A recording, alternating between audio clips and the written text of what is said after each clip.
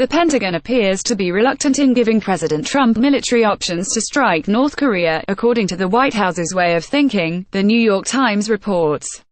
The gist: the National Security Advisor, Lieutenant Gen. H.R. McMaster, believes that for Mr. Trump's warnings to North Korea to be credible, the United States must have well-developed military plans, according to those officials.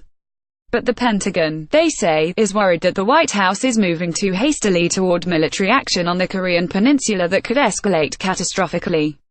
Giving the president too many options, the officials said, could increase the odds that he will act. What's more, Secretary of State Rex Tillerson complained to Defense Secretary Mattis over a series of meetings that the National Security Council had set up to consider options for North Korea that Tillerson reportedly said was becoming overly aggressive. The problem there: Mattis and Tillerson were speaking on an open conference call, not realizing that other participants were still on the line. However, none of this means the military has not begun preparing for a military confrontation with Pyongyang. At multiple army bases across the country this month, more than 1,000 reserve officers are practicing how to set up so-called mobilization centers, which move reservists overseas in a hurry. Subscribe, receive daily email updates. Subscribe to the Defense One Daily. Be the first to receive updates. Frustration with the Pentagon. HASNT reached President Trump, and for the record, representatives of Mr. Mattis and General Dunford denied that they have slow-walked options to the White House. More here. SECDEF Mattis REAX to the story. This morning from the Pentagon Press Bullpen, we have no problems between the Pentagon and the National Security Staff.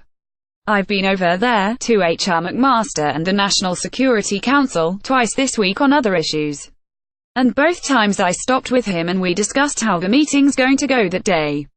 I could not find any relation to the reality that I deal with in that NYT's report. But again, it is what it is. In case you missed it, Sen.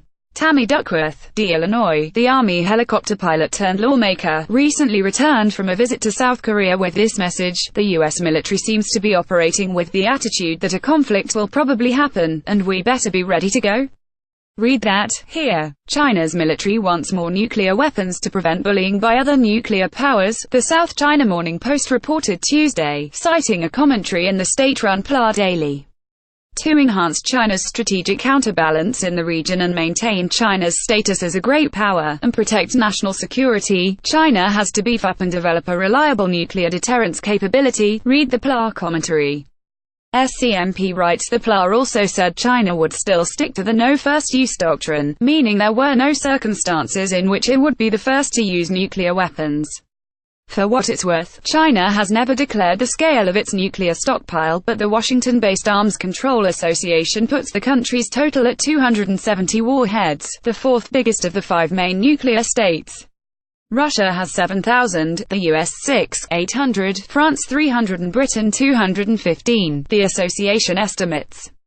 Read on here. From Defense One. U.S.-backed Syrian force holding hundreds of ISIS foreign fighters, Kevin Barron, a day after CENTCOMS leader says they should face prosecution at home. Trump hints at Gitmo option. How fake data can help the Pentagon track rogue weapons. Jack Corrigan, the Air Force Research Laboratory bought software that trains machine learning tools to spot groups amassing biological, nuclear and chemical weapons. Trump's national security strategy is focused on great powers. HISNT. Thomas Wright. On Tuesday, the president rushed past Russia and China to talk about immigrants, terrorism, and North Korea. If we're going to export more U.S. arms, let's do it smarter. Daniel Amahanti and Rachel Stoll. Here are some ways to help ensure that rising sales don't undermine American security. Global Business Brief, February 1. Marcus Weisgerber. Some 2019 budget numbers cue with Qatar's defense minister, Boeing loses trade dispute, and a lot more. Welcome to this Friday edition of The Debrief by Ben Watson and Bradley Peniston. Email us, and if you find this useful, consider forwarding it to a friend or colleague. They can subscribe here for free. CNO, the Navy needs more money, and a steady flow of it, to get whole. Congress' inability to pass an annual budget on time is like shorting a Super Bowl contender 15 minutes of play, Chief of Naval Operations ADM. John Richardson told an audience at a Heritage Foundation Thursday, "You can't expect a team to win if they only play 3 quarters out of 4. Richardson argued that this kind of stopgap funding forces false choices that undermine a force whose strength flows from progress along 6 essential and interconnected axes: a bigger Navy, a better Navy, a networked Navy, a more talented Navy, a more agile Navy and a more ready Navy, reported USNI News. Read on here. Reminder, even with all the high-tech methods that enemies can use to obtain U.S. secrets and money, the old ways still work, too. Officers from the Blue Ridge consumed a pocketed $1 million in gourmet meals, liquor, cash vacations, airline tickets, tailored suits, Cuban cigars, luxury watches, cases of beef, designer handbags and antique furniture, and reveled in the attention of an armada of prostitutes, all delivered to buy information and help for Leonard Glenn Francis, a Singapore-based tycoon who held lucrative contracts to service Navy ships and submarines in Asian ports. If you haven't been tuning in as the Fat Leonard scandal has been rolling out over the past few years, the Washington Post does its best to wrap it up. Here, $6.6 billion for new anti-missile missiles. Via Defense News, Boeing has won a sole source $6.6 billion deal to build a new silo and 20 more ground-based interceptors GBIs and to sustain the ground-based mid-course defense GMD system from the Missile Defense Agency, according to a January 31 Pentagon contract announcement. Germans and Norwegians are drilling with the U.S. Navy off Virginia's coast today, Navy Times reports. Joining the USS Harry S. Truman aircraft carrier, the German frigate FGS Hessen and the Norwegian frigate HMS Roald Amundsen, for one of the exercises in the strike group's training cycle.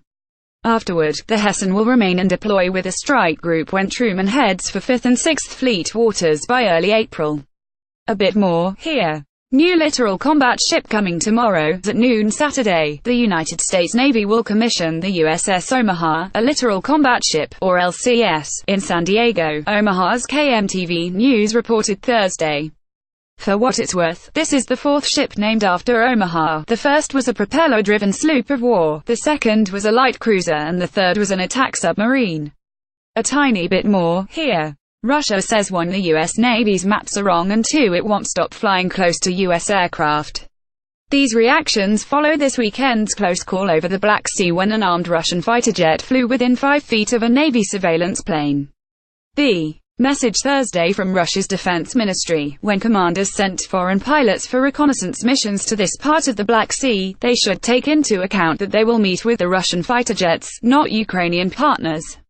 All pilots should be provided with updated boundary maps containing accurate data about the Russian air borders. More on that from The Hill. Here are stars and stripes, over here. Kabul is pointing a few fingers at Pakistan over recent bombings in Kabul, the Washington Post reports from the Afghan capital. The Interior Minister and Intelligence Chief spoke at a hastily arranged news conference after returning from a brief visit to Islamabad, where they said they gave senior officials the names and locations of supporters of and facilities used by attackers, including mosques and seminaries. But few expect these protests to make any difference, the Post writes. For the Afghan government, blaming Pakistan once again may not be enough to dispel the growing perception here that the situation is spiraling out of control, that the insurgents are running roughshod over the Western-backed security forces, and the authorities, distracted and weakened by political fights, are not capable of governing. More here. China wants to build a military base in Afghanistan, up in that sliver of turf sandwiched between Tajikistan and Pakistan known as the Wakhan Corridor, Agence France Presse reports. There, witnesses have reported seeing Chinese and Afghan troops on joint patrols. Background: the Chinese are pouring billions of dollars into infrastructure in South Asia. With Afghanistan's potential to destabilize the region, analysts said any moves there would be viewed through the prism of security. Beijing fears that exiled Uyghur or members of the East Turkestan Islamic movement ETM are passing through the Wakhan into Xinjiang to carry out attacks. It also worries that Islamic State group militants fleeing Iraq and Syria could cross Central Asia and Xinjiang to reach Afghanistan, or use the Wakhan to enter China. Said an Afghan Defense Ministry deputy spokes, "We are going to build it the base, but the Chinese government has committed to help the division financially, provide equipment and train the Afghan soldiers." A senior Chinese embassy official in Kabul told AFP only that Beijing is involved in capacity building in Afghanistan.